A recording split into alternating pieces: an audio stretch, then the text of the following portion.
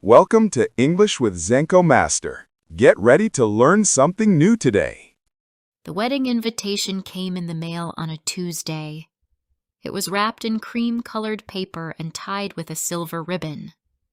My name was printed neatly on the envelope. I almost didn't open it. I knew what it was the moment I saw the handwriting. I stood by the door, holding it in both hands, afraid of what I would feel. When I opened it, the truth became clear. Lucas and Amelia request the pleasure of your company. I stopped reading. My stomach turned. I sat down slowly on the sofa. The room felt smaller, like the walls had moved closer. The man I once loved was getting married. It had been almost 6 years since I last saw Lucas. We had lost contact after I left the city. There was no fight, no goodbye, just a slow fading of words. But my heart had never stopped thinking about him. Now, he was marrying someone else, and I was invited to watch it happen. I closed my eyes and leaned back. 100 memories rushed in. I met Lucas during my first year of teaching. I was 26, new in town, and nervous about everything. Lucas was older, more confident, and always kind. He was the school counselor. The first time we spoke, he offered me tea in the staff room. I was too shy to say much, but he didn't seem to mind. Over time, our friendship grew. He would bring me books to read. I would bring him homemade cookies. We stayed after meetings just to talk. He never pushed. He listened, and I fell in love. But I never told him. I thought I had time. I thought one day he would notice. I waited for a sign, for a moment, for him to speak first. One evening we walked home together in the rain. We shared an umbrella and laughed the whole way. My heart was full. When we reached my door, I almost said it. I opened my mouth, then closed it again. "Good night," I said. He smiled. "Good night." And that was all. The next day, he said he was leaving. He had been offered a position at another school across the country. It was sudden. He had to go within 2 weeks. I acted happy for him. I said all the right things. "Congratulations. You deserve it. That's wonderful." But inside, I was breaking. On his last day, I wrote him a letter. I told him everything. How much he meant to me. How I had fallen for him slowly, deeply. How I wished I had been braver. I planned to give it to him before he left. But I didn't. I watched him drive away from the school parking lot. I waved. I smiled. And I held the letter in my coat pocket. I never sent it. Years passed. I moved cities. I tried to forget, but I couldn't. Every time I saw his favorite book or heard a song he liked, I thought of him. I wondered if he had found someone, if he was happy. Now I knew. He had. The invitation lay on the table. I picked it up again. There was a photo of them inside. Lucas looked the same. Warm eyes, soft smile. She was beautiful. They looked perfect. I didn't cry. I didn't feel angry. I felt something quieter, something heavier. Regret. Not because he chose someone else, but because I had chosen silence. I stood up and walked to my bedroom. In the drawer beside my bed, under old notebooks and forgotten scarves, I found the letter. The one I had never sent. It was still in the same envelope. Still sealed. Still waiting. I sat on the floor and held it in my lap. My hands were shaking. I opened it slowly. The paper had yellowed. My handwriting looked rushed, uneven, but the words were still clear. I don't know if you've ever seen me that way, I had written, but I see you. I always have, and I'm sorry I didn't say this sooner. I read it all, twice, then folded it again. I thought about sending it now, just to let him know, just to set something free. But I knew it would only bring confusion. He was starting a new life. He deserved peace. And maybe so did I. I placed the letter back in the envelope and wrote one word on the front. Closure. Then I lit a candle and held the letter above the flame. I watched the edges curl, the words disappear. It was time. Not to forget him, but to forgive myself. And to finally begin again. I spent the next morning walking through the old part of town. It was the part I had once loved most. Narrow streets, tiny bookshops, quiet cafes. I hadn't been here in years.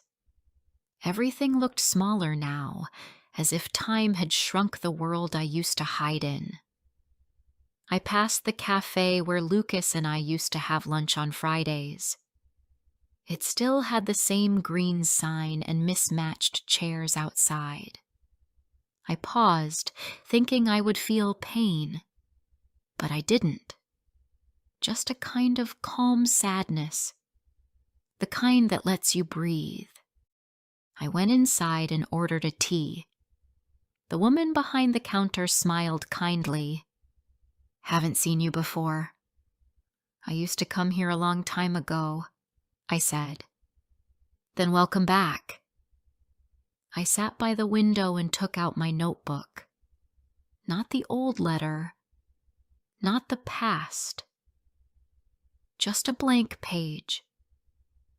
I began writing, not to Lucas, not to myself, but to the moment. To the space between endings and beginnings. I wrote, sometimes love is quiet. Sometimes it passes like a train you were too afraid to board, but it leaves something behind. A lesson, a shape in your heart. I didn't know if I believed in fate, but I believed in the value of honesty. And I believed that not all love needs to last to be real. I stayed in the cafe until the tea turned cold. Then I left, feeling both lighter and stronger. On the way home, I passed a flower shop. The door was open, and the smell of lilies drifted onto the street. Without thinking, I went in and bought a single white rose.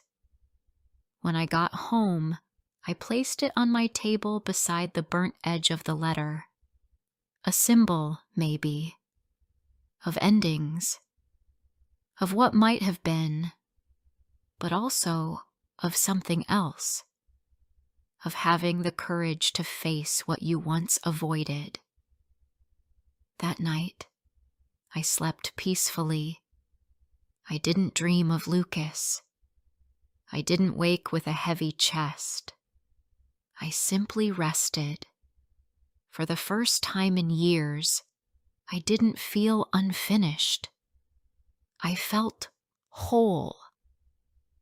The next day, I received a message from an old colleague. She had also received the wedding invitation.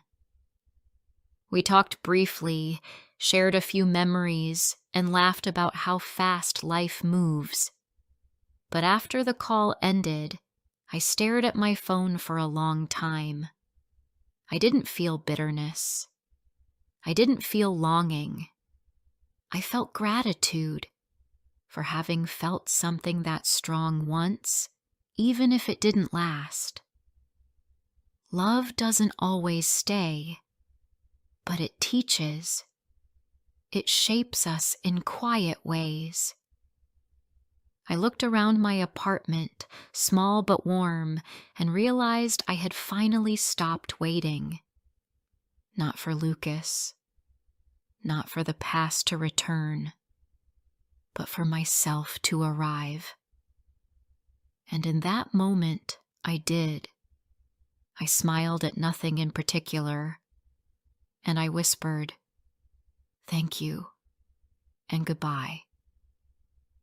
Before I share the rest of my story, I need to know, where are you listening from? Knowing someone hears me, understands me, gives me strength. In the days that followed, something inside me began to settle. There was no grand change, no sudden transformation, but my heart felt quieter. I moved through my routines more slowly. I paid attention to details I had once ignored. The sound of water boiling, the light falling across my kitchen floor, the feeling of a warm mug in my hands. It was as if letting go had given me back a part of myself. Each morning, I opened the window and breathed in deeply. I watched the trees shift with the wind, and for the first time in a long while, I stopped wondering about where I should be or who I should have been with. I simply allowed myself to be here. I started going for walks every evening, not far, just around the neighborhood. I walked without music, without a goal, just with my thoughts. I didn't think of Lucas often, but when I did, it wasn't with pain. It was with softness. He had been an important chapter in my life, but he wasn't the only one. And now, I was ready to write the next one. One evening, I found myself in front of the community center near my apartment. A flyer caught my eye. Creative Writing for Beginners. It was a 6-week course starting that weekend. I hesitated. I hadn't written anything real in years. Just notes to myself, fragments in journals. But the thought wouldn't leave me. I signed up the next day. The class was held on Saturday afternoons. There were 8 of us. Different ages, different stories. We sat around a long table, each of us unsure, a little nervous. Our teacher, Clara, had kind eyes and a soft voice. She told us we didn't have to be good. We just had to be honest. The first prompt she gave us was, "Write about a moment you never forgot." My hand moved before I could stop it. I wrote about the day I almost gave Lucas the letter. How I had stood in the hallway, clutching it like it could save me. how I had watched him leave without saying the one thing that mattered, and how I had convinced myself that silence was safer than truth.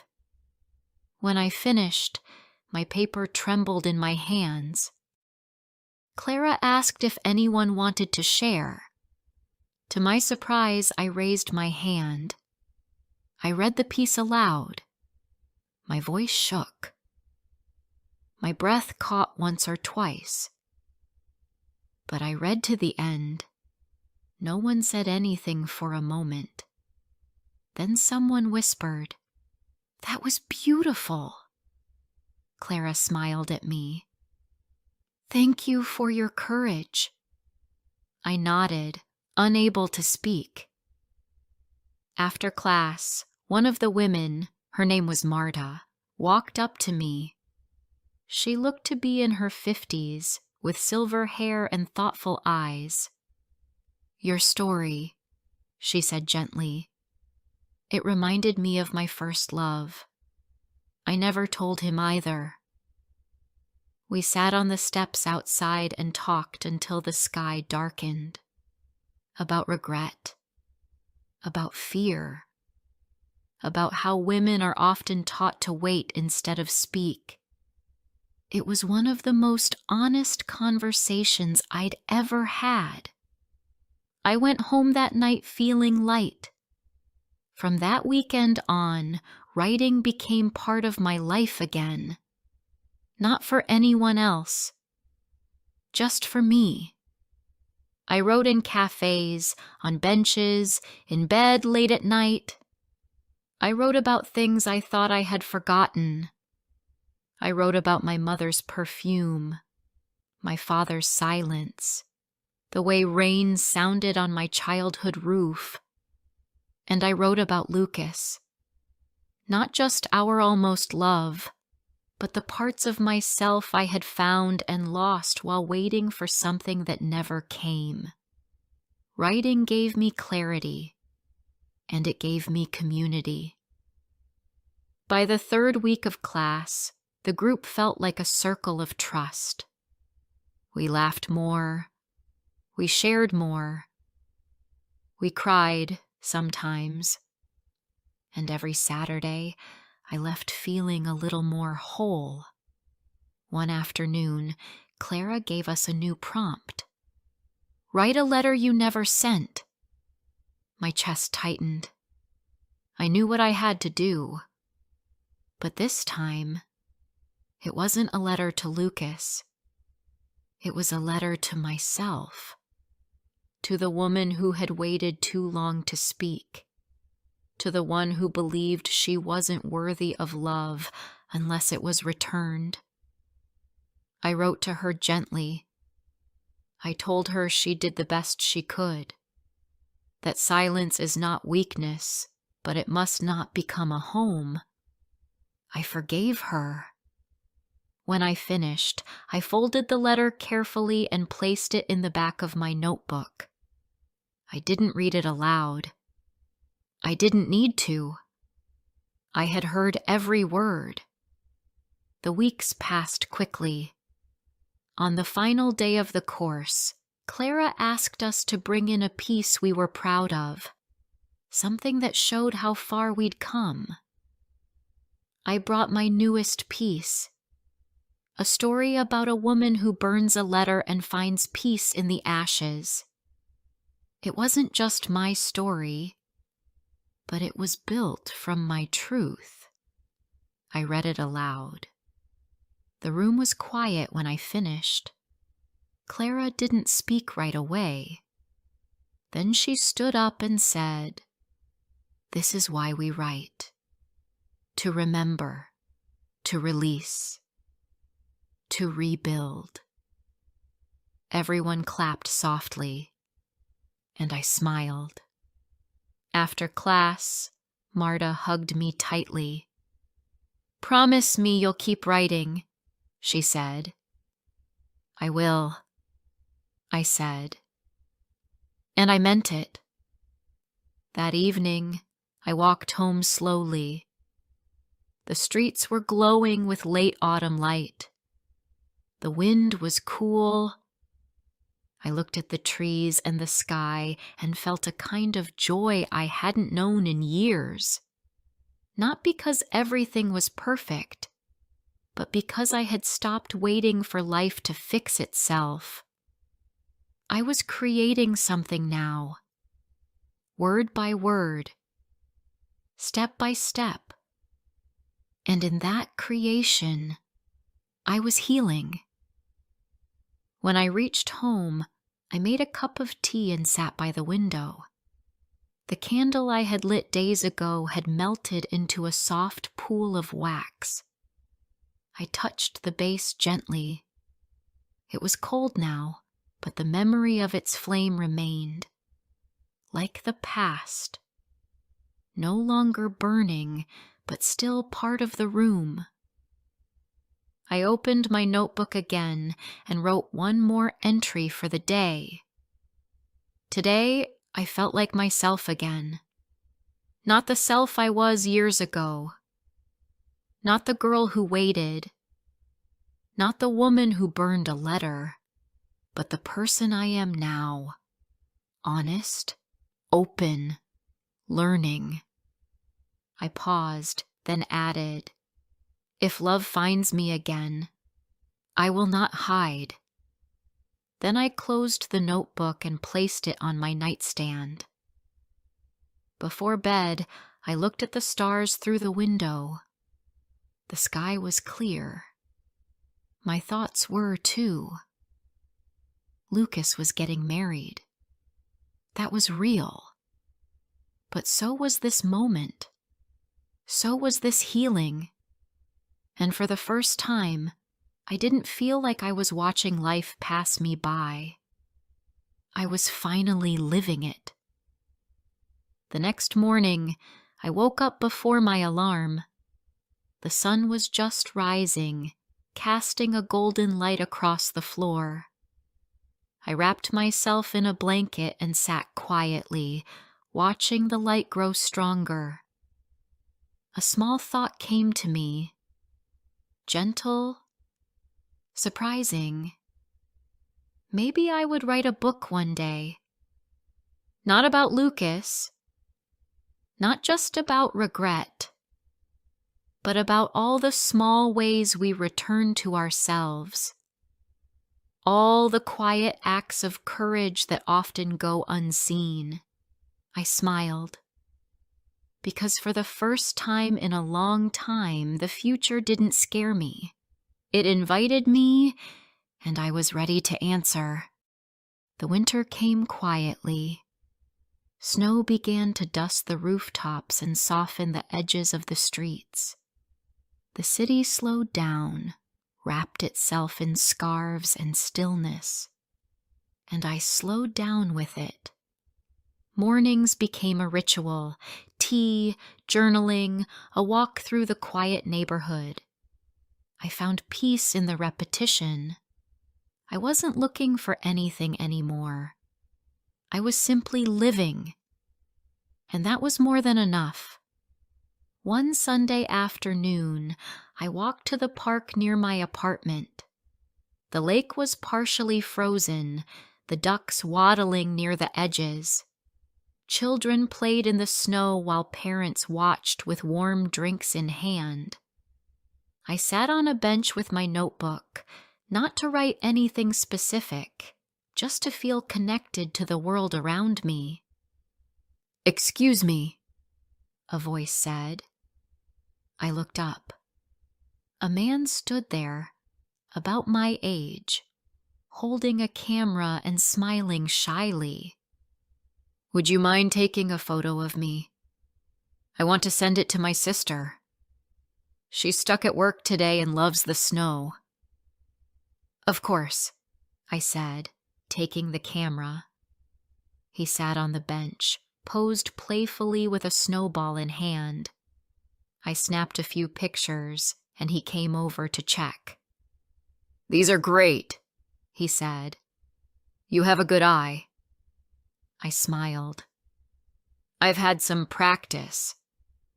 He extended his hand. "I'm Theo." Nice to meet you, Theo. I'm Elise. We shook hands. He didn't linger, just thanked me again and went on his way.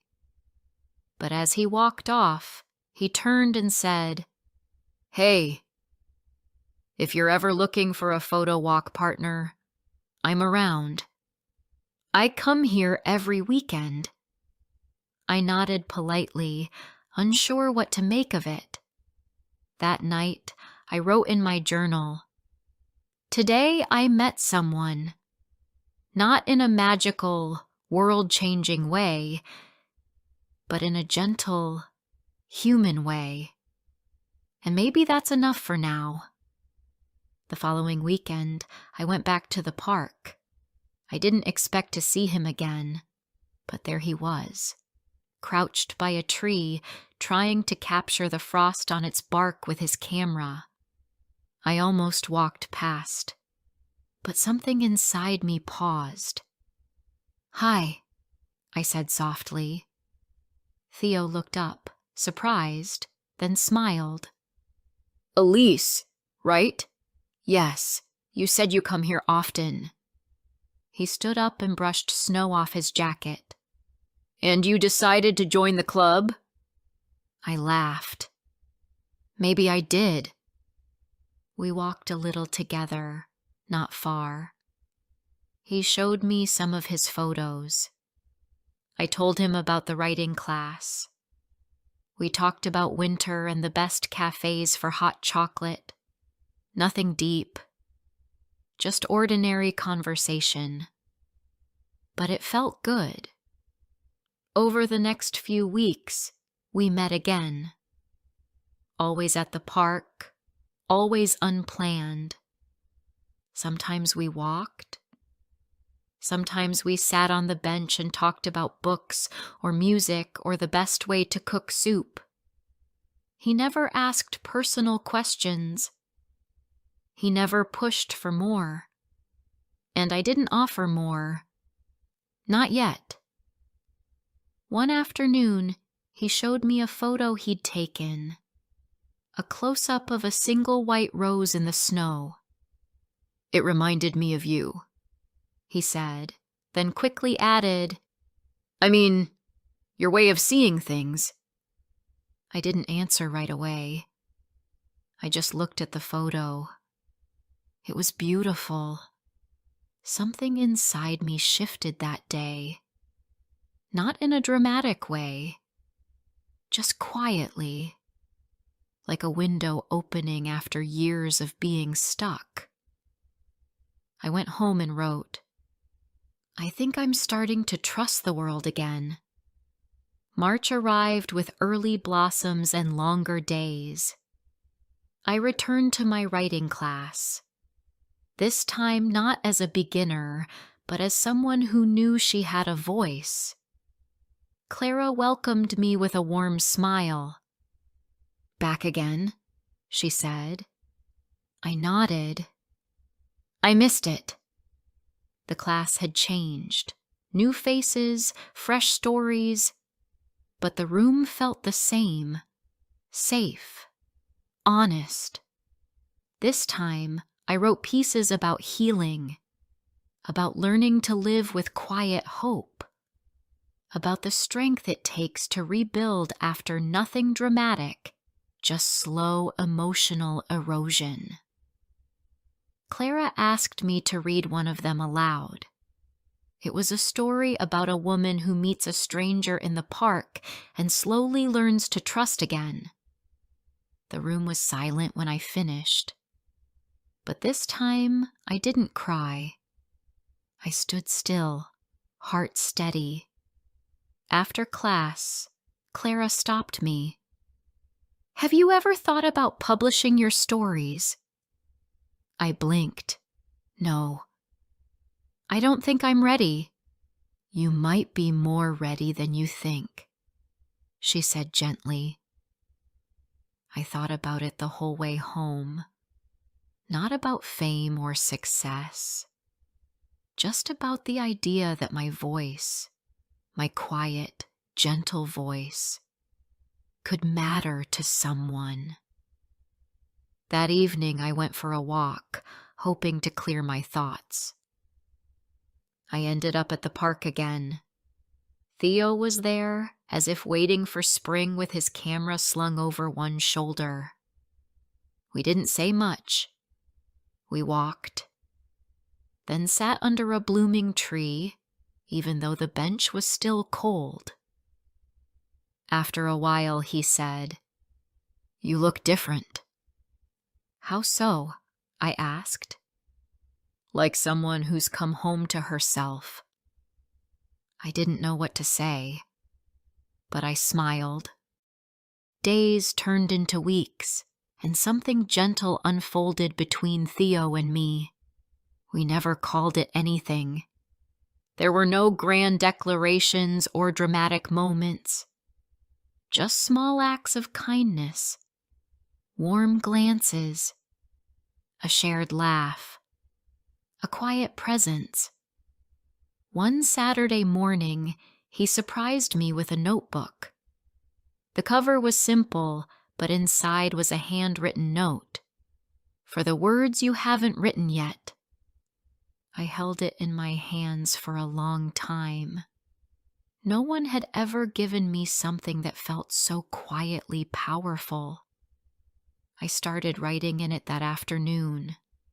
Not letters, not journal entries, just stories about moments, about changes, about women like me, quiet, healing, brave,